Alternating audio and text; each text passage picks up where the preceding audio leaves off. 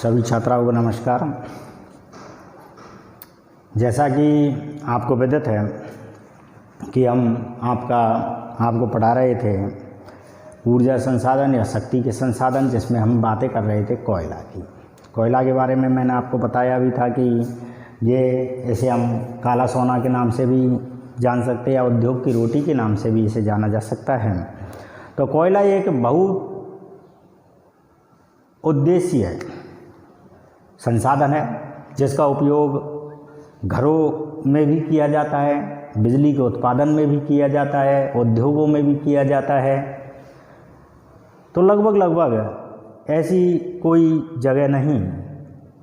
वैसे अभी हम गैर परंपरागत साधनों की ओर बढ़ रहे हैं, तो धीरे धीरे कोयले का उत्पादन कम भी हो रहा है, साथ ही उपयोगिता भी इसकी कम की जा रही है, क्योंकि भंडार तो फिक्स होते हैं, भंडार कभी न कभी समाप्ति होंगे। तो कोशिश की जा रही है कि कोयले का उत्पादन कम किया जाए, जिससे हम किसी गैर परंपरागत साधनों की ओर बढ़ने लगे और हम सौर ऊर्जा, पवन ऊर्जा, जीवाश्मीय ऊर्जा, इनकी ओर हम ध्यान ज़्यादा दें। तो हम आज बढ़ रहे हैं आपके कोयला और कोयला के प्रकार। तो आपको पता होना चाहिए कि कोयले के वही 4 प्रकार हैं जो हम शुरू से पढ़ते आ रहे हैं, जिसमें पहला प्रकार हम बोलते हैं एंथ्रेसाइट। एंथ्रेसाइट की यदि हम बातें करें तो ये सर्वोत्तम यानी सबसे अच्छी गुणवत्ता वाला कोयला माना जाता है, एंथ्रेसाइट कोयला। लेकिन भारत की विडंबना या विश्व की विडंबना मानो कि इसका उत्पादन सबसे कम होता है। लगभग 2% की मात्रा में एंथ्रेसाइट कोयला निकाला जाता है। उच्च क्वालिटी का है, यदि इसको जलाते हैं तो इसमें से राख भी नहीं बनती है, साथ ही धुआं नहीं निकलती है और इसका जो ऊर्जा है वो बहुत अधिक देर तक टिकी रहती है। लगभग एक बार कोयला जलाने के बाद 12 घंटे तक ये कोयला जलता रहता है और धुआं और राख इससे नहीं बनती है। उच्च क्वालिटी का माना जाता है और इसमें जो कार्बन की मात्रा मानी गई है वो लगभग मानी गई है 94 से 98%। इसमें क्या है, कार्बन की मात्रा है, ये मजबूत होता है, चमकदार होता है, यानी एक चमक लिए हुए होता है, क्योंकि ये एक लास्ट स्टेज है कोयले की। और इस स्टेज के बाद तो कोयला किसमें परिवर्तित हो जाएगा, हीरा में। कोयले की खानों से हीरा निकलता है, तो ऐसे थोड़ी है कि हीरा डायरेक्ट ही आ गया। तो पहला पीट कोयला रहता है, फिर वो लिग्नाइट में बदलता है, बिटुमेंस में बदलता है, एंथ्रेसाइट में बदलता है और एंथ्रेसाइट से फिर हीरे में जाता है। तो इस प्रकार से ये एक क्रम है। तो इस प्रकार से यानी इसकी जो क्वालिटी है वो उच्च मानी जाती है। लगभग कार्बन की मात्रा है वो 94 से 98। हीरे में कितना रहता है कार्बन की मात्रा? 100%। यहाँ पर 94 से 98% ये पहुँच गया है। तो एंथ्रेसाइट कोयले की बातें हम कर रहे हैं। दूसरी बात ये हमारे बिटुमेंस कोयला। बिटुमेंस कोयला आज के वर्तमान ज़माने के हिसाब से सबसे सर्वोत्तम माना गया है, क्योंकि पहली बात तो ये है कि ये भारत में सर्वाधिक निकाला जाता है। दूसरा कि ये उच्च क्वालिटी का तो है, एंथ्रेसाइट जैसा नहीं है, लेकिन उससे कम भी नहीं है। और सर्वाधिक उपयोग में लिए जाने वाला कोयला भी भारत में आज बिटुमेंस कोयला है और भारत में निकलता भी सबसे ज़्यादा बिटुमेंस कोयला ही है। और इसमें जो कार्बन की प्रतिशतता है वो 78 से 86% तक इसमें कार्बन की मात्रा मानी जाती है। अवसादी चट्टानों से ये निकाला जाता है। काला मिलेगा या गहरा भूरा इसका कलर रहता है। भाप इंजन, विद्युत से संचालित इंजन, ये सभी इससे चलते हैं बिटुमेंस कोयला से। तीसरा जो कोयला है आपका वो है आपका लिग्नाइट कोयला।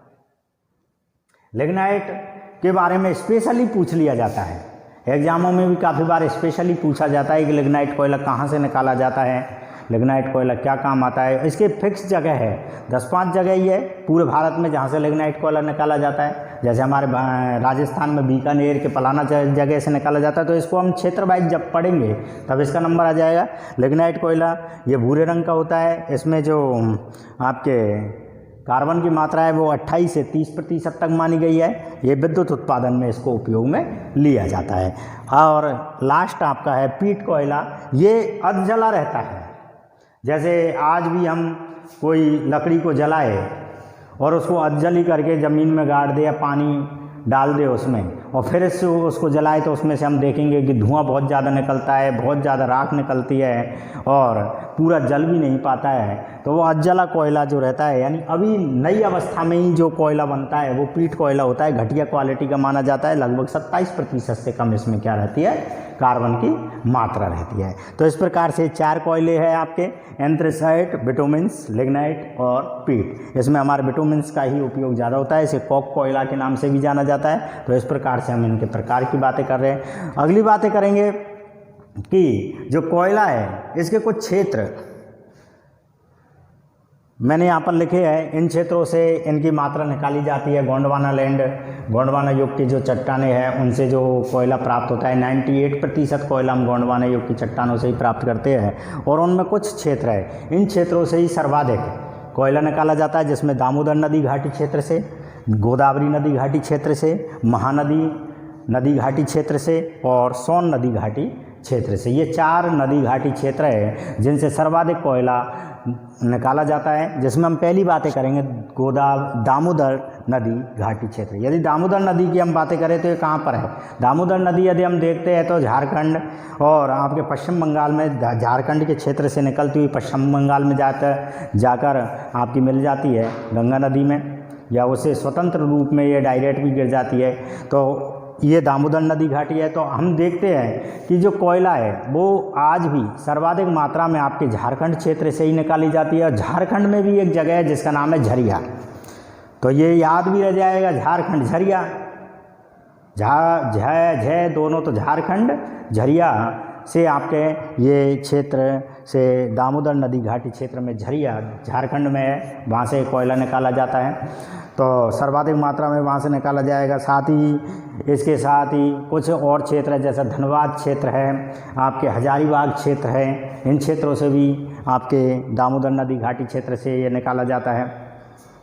और बात करें हम झरिया की, तो भारत का सबसे बड़ा कोयला उत्पादन क्षेत्र आज भी आपका झरिया ही है। झरिया से सर्वाधिक मात्रा में उत्पादन किया जाता है कोयले का।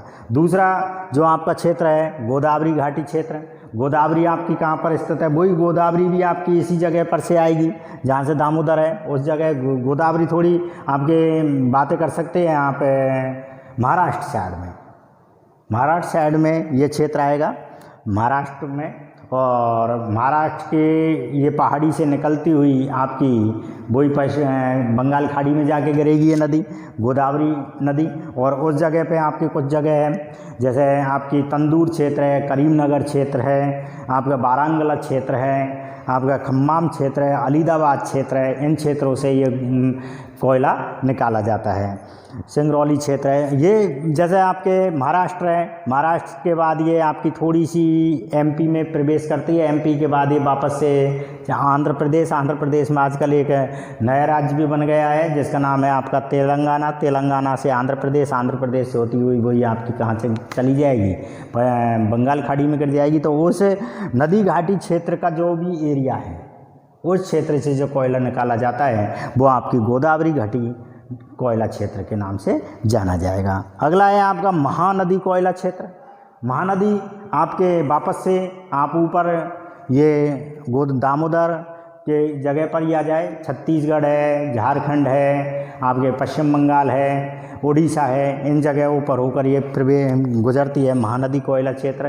तो इसके भी कुछ क्षेत्र है, जैसा सुंदरगढ़ है, संबलपुर है, इन क्षेत्रों से ये निकलती है और वहीं से आपका कोयला भी प्राप्त किया जाता है। और एक आता है आपका सोन नदी घाटी क्षेत्र, इसमें आपके सिंगरौली और उमरिया और सुहागपुर, सिंगरौली, उमरिया और सुहागपुर नाम की जगह है, उन जगह से आपका कोयला निकाला जाता है। तो ये कुछ जगह थी जिनसे कोयला निकाला जाता है। अब कुछ राज्यों के बारे में भी हम चर्चा आपके अगले वीडियो में करेंगे, साथ ही कोयला के साथ आपके पेट्रोलियम पदार्थों को भी हम लेके चलेंगे।